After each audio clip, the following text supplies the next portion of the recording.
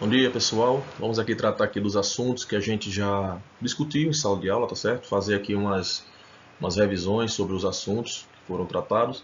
E ainda nesse dia ou amanhã eu já deixo aí uma continuação do assunto do trimestre, tá certo? Vai falar sobre separação de misturas, tá bom? Então a gente vai discutir tudo detalhadamente, tá certo? Tirar as dúvidas aí que vocês precisam. E o que vocês tiverem dúvidas, a dúvida que vocês tiverem ainda sobre o assunto, vocês colocam lá no grupo, no Google Classroom, ou pode mandar a pergunta pelo WhatsApp que eu tiro a dúvida, tá bom? Então vamos lá. As definições importantes que eu já coloquei aqui nesse primeiro slide, ele trata da definição de química, da definição de matéria e da definição de massa, beleza?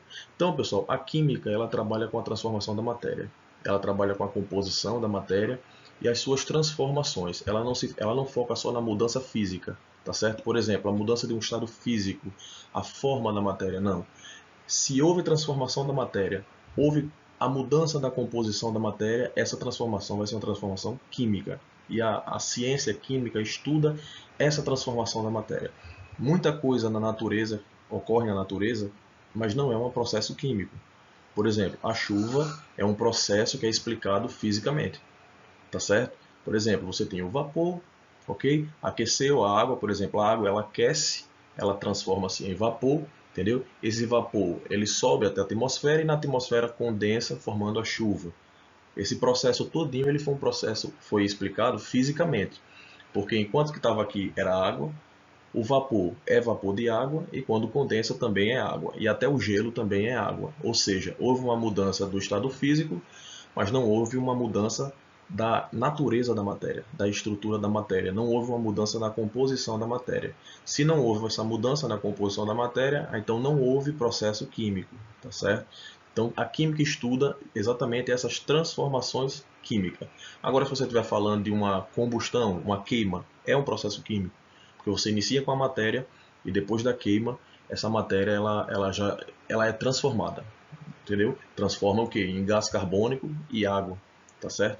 Então o que acontece? Quando há essa transformação, por exemplo, a putrefação de uma fruta, tá certo? Quando você passa ali por essa reação química, entendeu? Então todos esses processos que acontecem na natureza, que há transformação de matéria, é um processo, um processo químico, tá certo? Então a química ela estuda essas transformações, tá certo? Da composição da matéria. E antigamente a química ela teve o processo da alquimia, que era mais relacionada a uma cultura, às bruxarias, mas hoje em dia a química é uma ciência, tá certo?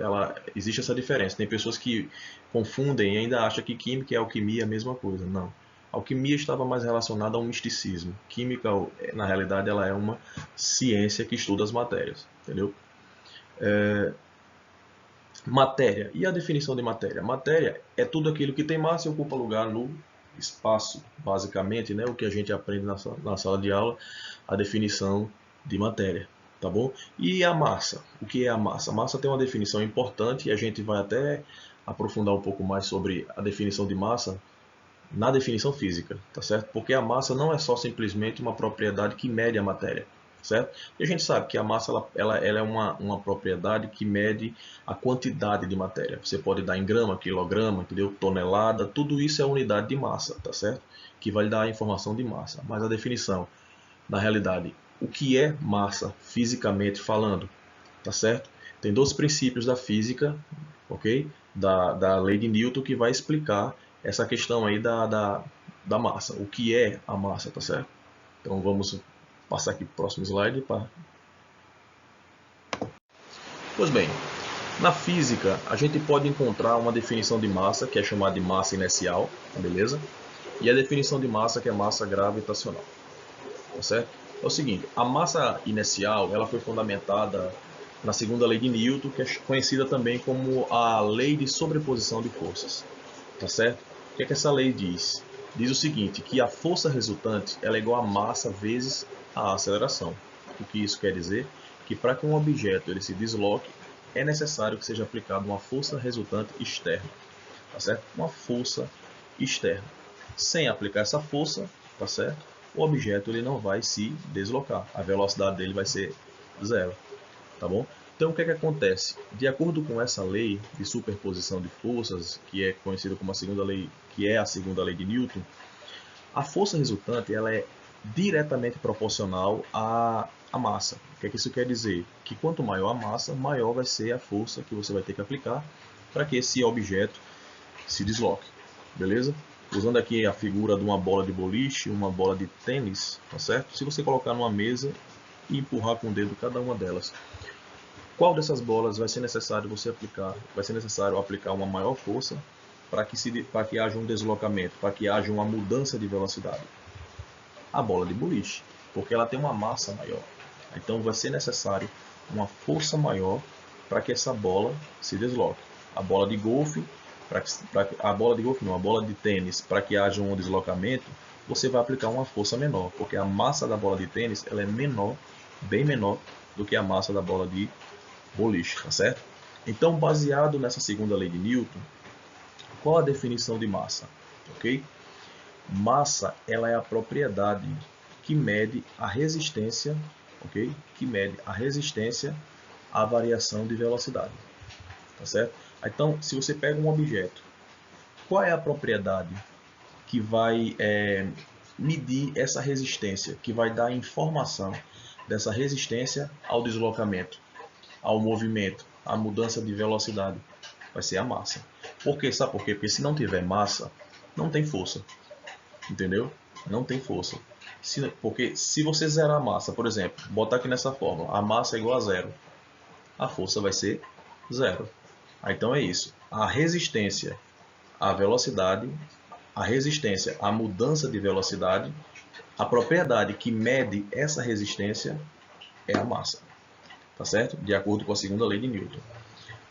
Baseando-se agora na lei da gravitação universal, que também é chamada de lei de atração universal de Newton, a massa leva outro nome, que é massa gravitacional, tá certo? O que é a lei da gravitação universal diz? Diz que a força de atração entre dois corpos, tá certo? Ela é diretamente proporcional à massa e inversamente proporcional à distância entre eles, tá certo? Então o que acontece? Quanto maior a massa do objeto exposta a essa gravitação, maior vai ser a força de atração, tá certo? Trazendo agora aqui para a Terra, tá certo? Trazendo aqui para a Terra, a força gravitacional, a força de atração que a Terra aplica no objeto, atraindo esse objeto para o centro da Terra, essa força tem um nome que a gente conhece, que é força peso, tá certo?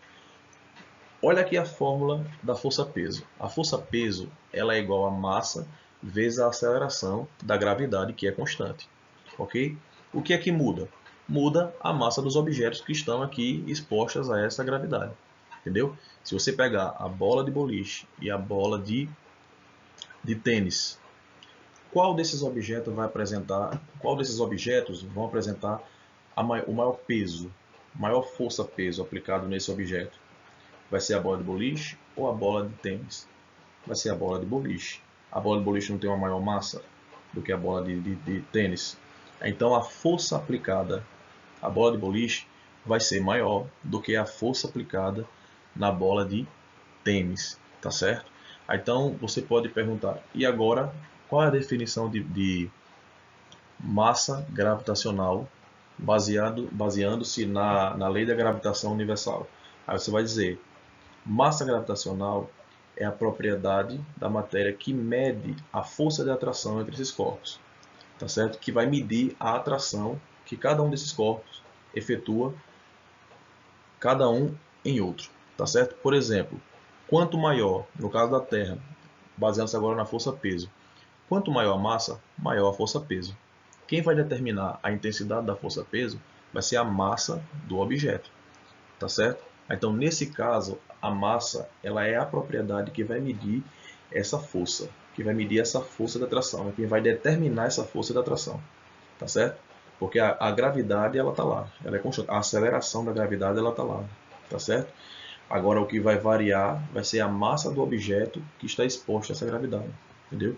Então o que acontece? A massa desse objeto vezes a aceleração da gravidade vai dar força-peso. Se a massa é maior, a força-peso é maior. Se a massa é menor, a força-peso obviamente vai ser menor. beleza?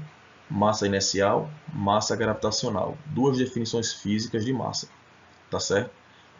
Não apenas aquela definição de massa que mede, que a gente falou no início, que é a propriedade que mede a quantidade de matéria, tá certo? Essa é uma definição, mas a gente pode enriquecer essa definição com as propriedades físicas, tá bom? Vamos passar aqui para o outro slide, que vai demonstrar, vai fazer uma repetição e uma explicação de novo dessa definição de massa inercial e de massa gravitacional.